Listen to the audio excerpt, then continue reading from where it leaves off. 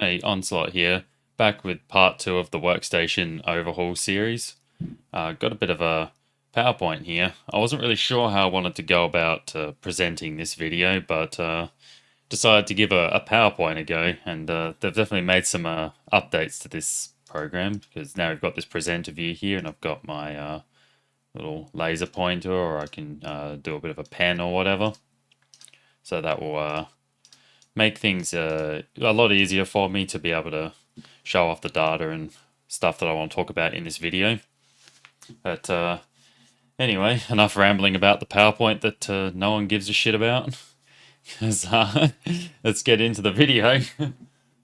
So this was on ASRock's website here, where they got some, I would say a pretty a pretty bold claim of 1300 watts and 720 amps, 13 phase design, which I'd assume that, well, it's not an assumption they are talking about their VRMs. And I did say in the last video I'll do a bit of an overview of the VRM, seeing as I did have the heatsink off and all that. So here's a picture that I actually took of the VRM. Sorry, there is still some gunk from the thermal pads kind of in there. Probably could have cleaned that up just a little bit better for the video, but I guess I was excited to get the monoblock on there. And this here is not going to actually change anything to do with the temperatures or anything. Like, it's this bit here really that needs to be cooled on tops. But yeah, so they are obviously claiming at 13 power stage design, or 13 phase, and obviously that is because there is, if you count all these out, 13 power stages. Now, why I don't really like calling this the 13 phase power design, actually, let's just say 12, because this the other 13th phase they're talking about is to do with the memory, and there are actually much more phases elsewhere. Well, not phases, there's other VRMs on the board that control voltage for other parts of it, like your chipset, etc. So for now, I'm just going to focus on just the power delivery for the CPU itself. So that would be these 12 here. And so the board here, it uses the ISL 69138 PWM controller. I don't actually don't have a picture of it, unfortunately. When I just took some pictures of it and everything, yeah, no, it's elsewhere on the board. Unfortunately, you can't see it in the picture. I do apologize for that. I'll get better at this eventually. And these is using the ISL 99227 power stages, and they are 60 amp power stages. Now that's actually not alleged, because let's see if I can do this. Yep, I have the data sheet here for it, and this is the power stage that they're using here, which is does say supports 60 amp current. Switch back. Sorry, bear with me. So this is the next part I wanted to get into. Was these here are like the actual MOSFET drivers, or phase doublers, whatever you want to actually call them. And if you actually count, you'll notice there are not 12, there are 6. So it's 6 phase doublers that if we can switch the slide, that pretty much each one of those doublers feeds 2 of these power stages. So in total, you actually have 6 phases comprising of 12 power stages, basically. And this is also quite easy to confirm by looking at the data sheet for the ISL 69138. And if we look here, pull out my highlighter. That's not a very good color. Let's pick a different one. Go yellow. Everyone likes yellow highlighter, right? That was always my favorite in school. So as you see here, it is a 7-phase configurable PWM controller, and yeah, there you go. 7, and yeah, supports that power stage that they are using on this motherboard, and supports the phase doubler. I guess, yeah, as they say, for up to 14 phase operation, but it's not. I don't know, I just don't consider it to be a true 14 phase design, or in this case, 13. And the reason for that is because what they've actually done is used ES 6 phases with doublers to get 12 here, and then there's just one for the memory. So you have 13 total. They're not actually using so whoops, that's need my laser pointer back. We don't actually have two for the memory to make the full 14 phases. But yeah, that's the VRM layout of this board. Basically, I'd say this VRM is pretty typical of like a lot of early X299 boards. You know, it's like later revisions of it, like the Rampage Omega and the Rampage Encore. And well, that's just from Asus offerings. I'm just familiar with those boards, so I sort of have an idea of what they've got. There are other, if not better, boards than that for extreme overclocking and stuff. But I guess the Rampage one was a pretty well featured board for, as far as a high end board that can just sort of do everything. It was a good board. I guess is where I'm going with that. I'm not really sure, to be honest.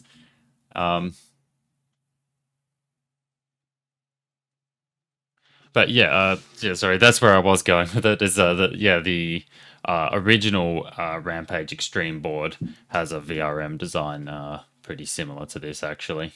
But then you'll notice in the later revisions that they have much more beefed up VRMs, as I guess motherboard manufacturers realize that these CPUs can definitely demand quite a lot of power once you start actually overclocking them.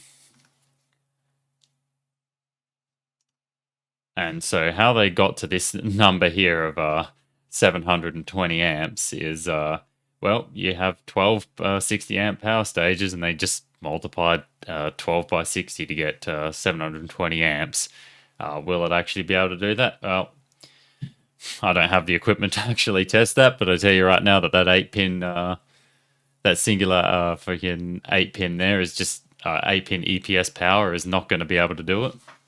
That is going to melt well before you hit 1300 watts, which they derive from this number here. And if you multiply 720 by 1.8, you will get 1.8 for the 1.8 volts of VCC in to get 1300 watts, basically, which is kind of irrelevant because that number, obviously in BIOS, you can change the VCC in. Anyway, that's enough about the VRMs for now. I'd say that overall, with good cooling on them, they're definitely adequate for what I want anyway. So on to the overclocking and VRM thermal results, I guess. Now, for this, normally I would have a, well, actually I do have a capture card in this computer that I've had for a very long time now. And normally how I would do this is when I tune computers and everything, I would just record the lot with my capture card so I can show the footage of it and I can show you through the BIOS and all that.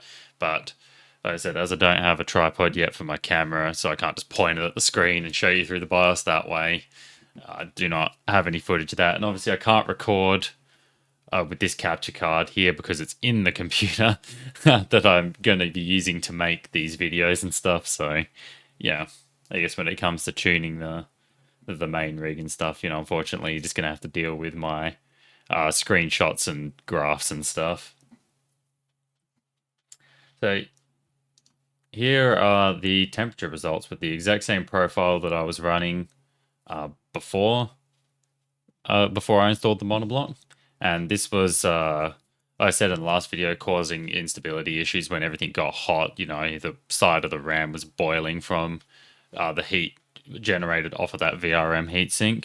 And so after that, I put the monoblock in, retested it with MemTest 5 with the, the ANTA 777 Extreme profile. I should remember that. I don't know, seem to get lose my mind a little bit when I try and make a video.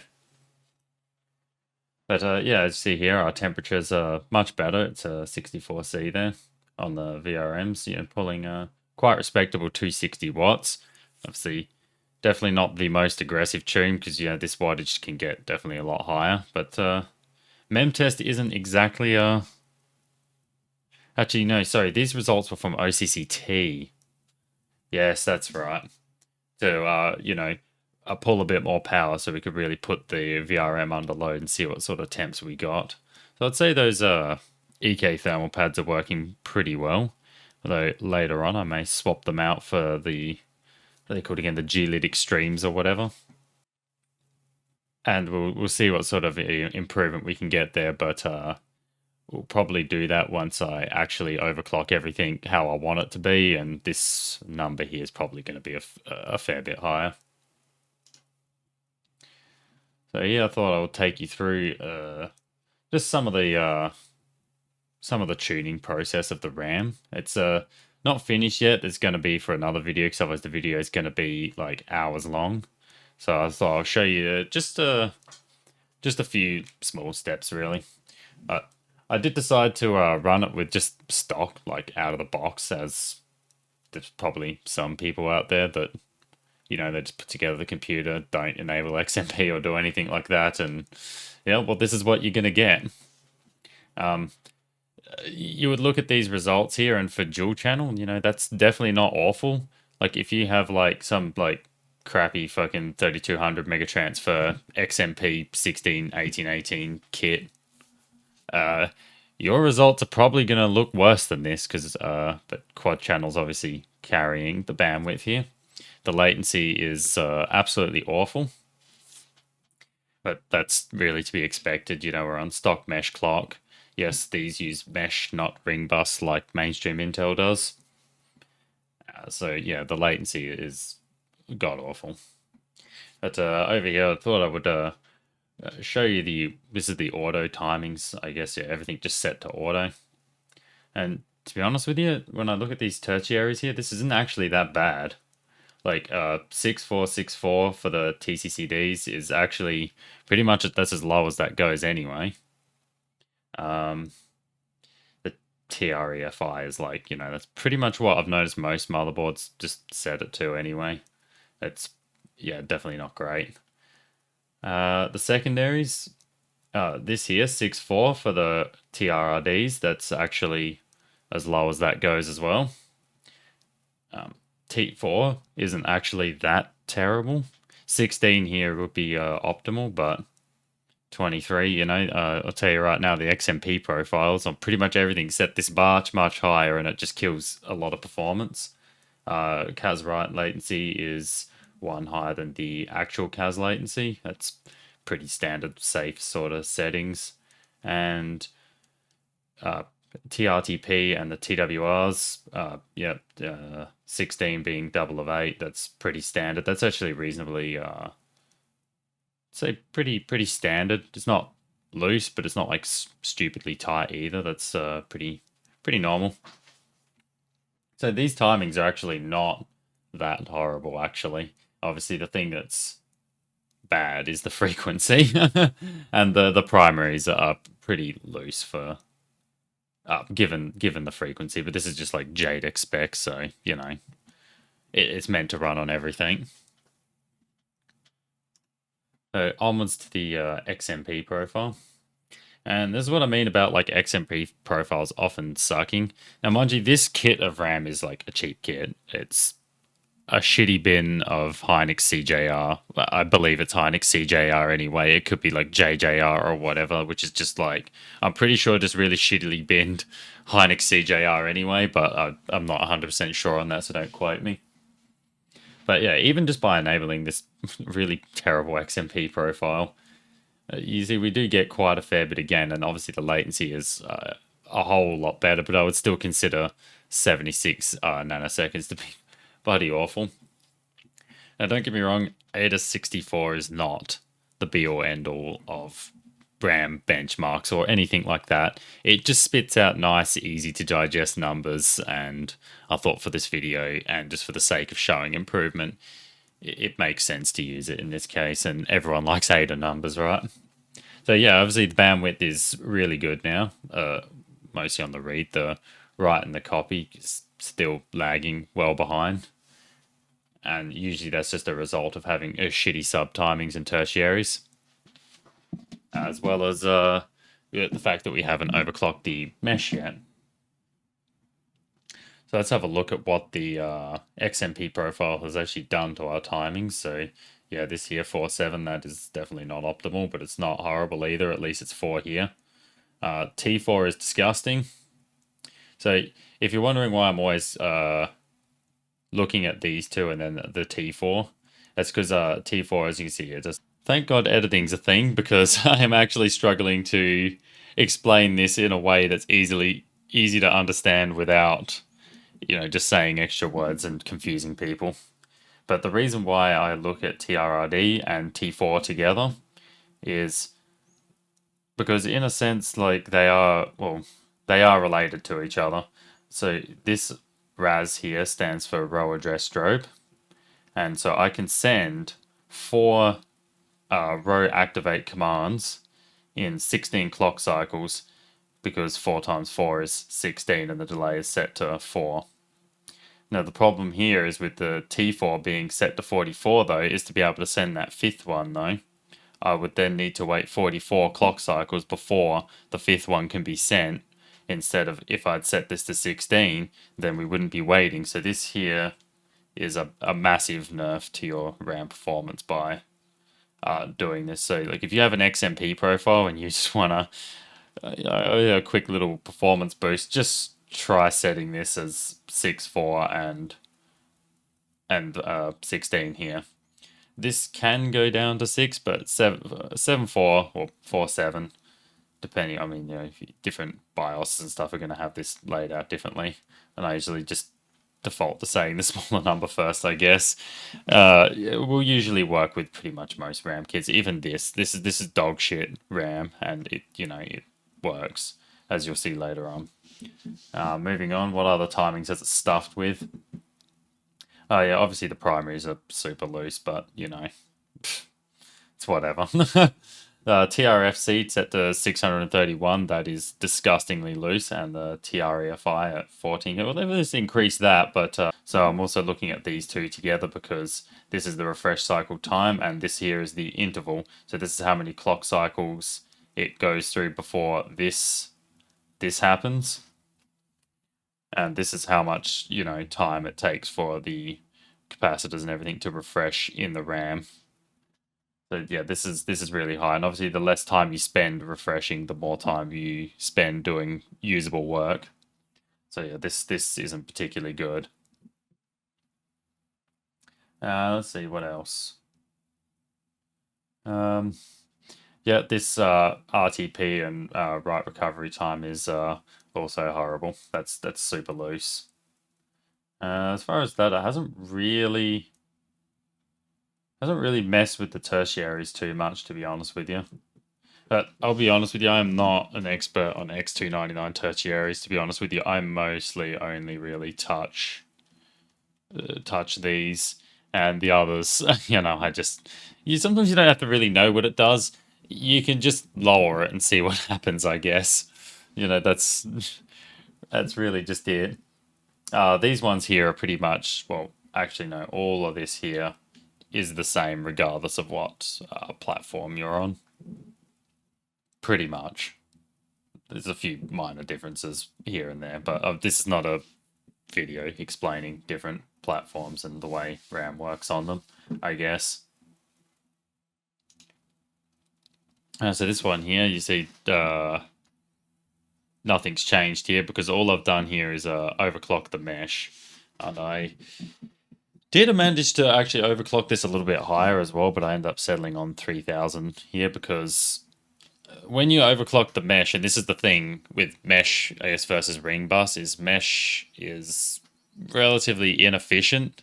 Its major strength really just comes from its scalability, which makes sense in a higher core count CPU or whatever. Downsides is, well, this latency being one of them, and power consumption. So when you start clocking this higher and higher, the power consumption goes up quite a lot by each step. So this is my daily system, and I wanted to strike a balance between performance and I guess the heat and power output of it, and also mind you that by using more of your sort of available power budget, because we are on that single 8 pin, that may come back to limit other clock speeds later on. And also RAM as well. Tuning sub timings on X299 makes the power consumption also go up quite a lot. So bear that in mind. But here you see we did gain, what was it? What did we have here? 76, yeah, 76 to 72. So we knocked 4 nanoseconds off there. And this scales harder the tighter these timings are as well, I've noticed. And you'll sort of see that we get this down quite a fair bit lower later on. Alright, so here I have messed around with some of the sub timings here. This is by no means complete at all, but this is just like steps, I guess. This is just me going in and just plugging a few numbers in that I knew would work, pretty much. Well, assumed would. As far as tertiaries though, the other thing I did try was I did try 6.4 here, or 4.6.4.6. That does not work on this kit at all. So yeah, we're stuck there. I did raise the TCK to 10, I guess. I didn't actually mean to like raise it as such. I was just going through and just plugging numbers I knew it would work, I suppose. Yeah, the refresh cycle here doesn't really go much lower than this anyway. And this kit, I already sort of knew that from previous platforms, so I just set it there. Maxed out the T-Refi register because X299, that's the highest it goes. On mainstream, this goes up to like 65,000. I think even on 12th gen and above, it even goes to like 128 or whatever. Or does it even go to like 255,000? I don't know. It goes stupidly high. I wouldn't recommend setting it that high anyway. Yeah, obviously, did the thing that I was saying before.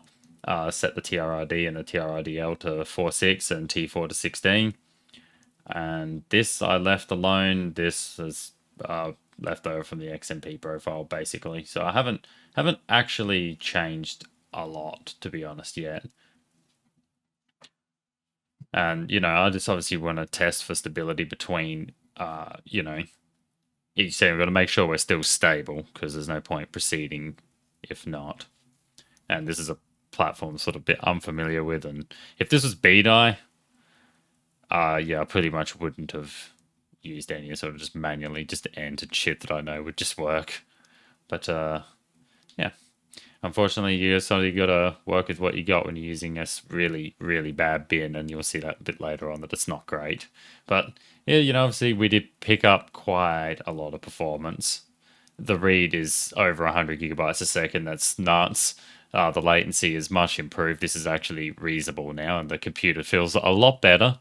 Like I feel like you definitely do notice this, just like clicking around and opening programs and stuff. Like this is, I mean, it's not inherently this number in Ada, but I guess just having tighter timings in general, you just notice it.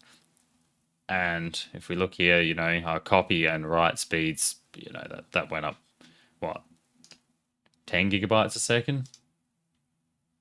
Yeah, pretty much. Like a little bit over 10 on the copy and a little bit under 10 on the write. Okay. Yeah. For stress testing, using OCCT and MemTest 5 with the ANTA 777 Extreme profile on it. And here I just did the same but enabled 1N command rate because that's the one thing that I do know about the X299 memory controller from previously using it, is that it always did 1N command rate. It's very, very good at doing that anyway. And that did further drop the latency and improve our performance just a little bit. But when we get into some tighter timings and stuff, we should definitely be able to get this below 60. Here I just put how much power we're actually sucking up just into the RAM alone. As you can see, we're pulling. I guess there is four modules in there, so we're pulling a little bit over 10 watts per module, which is to be expected. It's actually not that extreme. I guess I'm just used to seeing dual channel stuff. CPU package power 221 watts now, and that's just in MemTest, by the way, which is not. It doesn't draw. It's not like running like OCCT or like a Prime 95 or anything like that. And this is where I actually sort of stopped RAM tuning, because during my bench tests and doing that mem test and all that stuff, I did notice that the radiator was because while I did have that 480 in the front, as you can see, it is not plumbed in. So we're just actually on a single 360 here, and it was sort of suffering to keep up with it.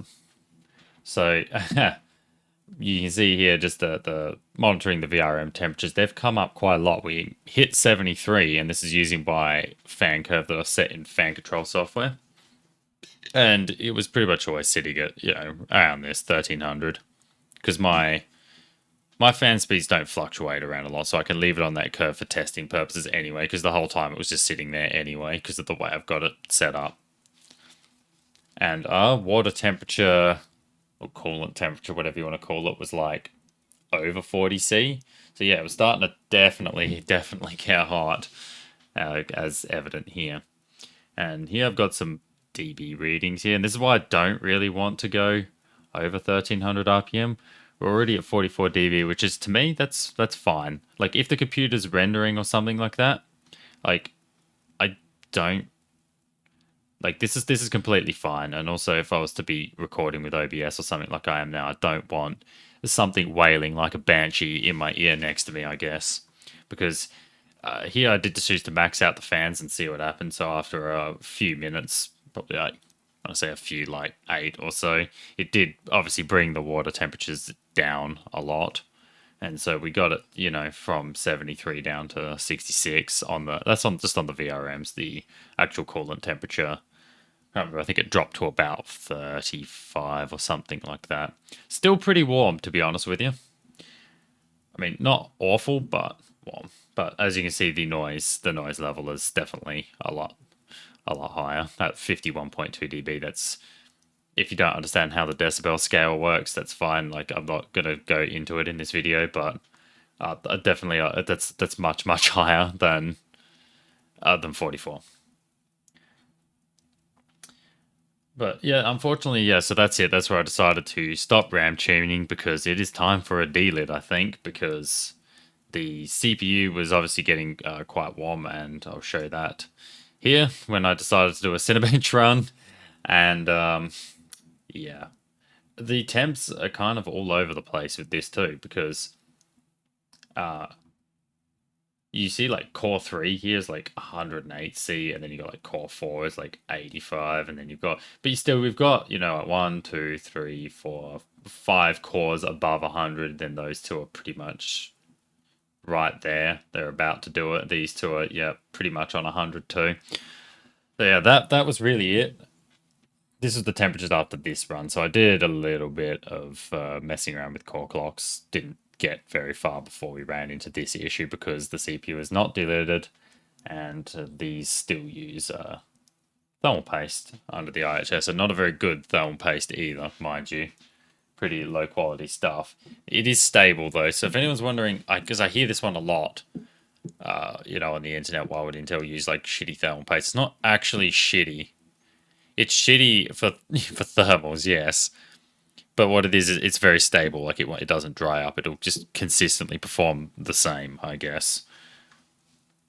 This was completely just dead stock. So this was like running Cinebench. I can't remember. Was it like 3.2 gigahertz or something? It was really, really low. And this is pretty much just... I can't remember exactly what I ran here. Actually, I should have made more notes before I made this video. But it didn't take much. I think like 3.5 or 3.6 gigahertz or something like that, all core, and pretty much we ran into that issue. And so that's why in the next video we're going to delete this thing, and I'll continue the whole tuning saga, I guess, and hopefully get better at making videos. Could be worse. So here I decided just to put a nice little easy to read kind of graph here of just what we've done so far with the RAM anyway, so you can see from stock to let's say, I don't want to say our end result, but where we sort of got up to in this video. We got from 89.5 down to 62 nanoseconds. These are all in gigabytes a second as well. I did that just so that it fits nicely into the graph with these numbers. So yeah, as you can see, we went from 53 gigabytes a second up to 90. So it's getting close to double there. As you see, they all pretty much, I wonder, I should have calculate this, what a sort of a percentage increase if it's consistent across the board, because they do look pretty similar between the two in terms of a percentage of increase. Like if we look at like 53.25 to, well, we'll just say 53 to 90, and pretty much 53 to 90 here. And then this is 58 to 105, but this started out a little bit higher.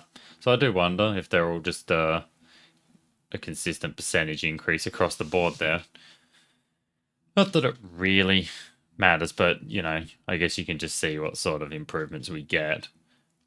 And then versus the XMP profile too. So if you just enable XMP, and mind you, I've done like very little tuning to achieve this. I haven't even configured all of the sub timings, let alone the tertiaries yet. Although, like I said, the tertiaries don't really go any lower than that anyway. But even the sub timings are not that great, and I haven't even touched the primaries, by the way. This is just, unless you count command rate 1 as a primary, I guess. But I haven't even done that much. All I've done is TRFC, TREFI, TRRDs, and the T4. Yeah, that's literally all I've done so far. And you can see just compared from, we'll go from this one because this is on the 3000 mesh, same as this one. Yeah, we pick up 7 odd gigabytes a second here, 10 here, a little bit more than 10 here, gigabytes a second there. And as far as latency, yeah, 10 nanoseconds. So yeah, quite nice. Well, anyway, that concludes this probably longer than I originally anticipated video, and stick around for part 3 where I delete the CPU and continue on with this tuning.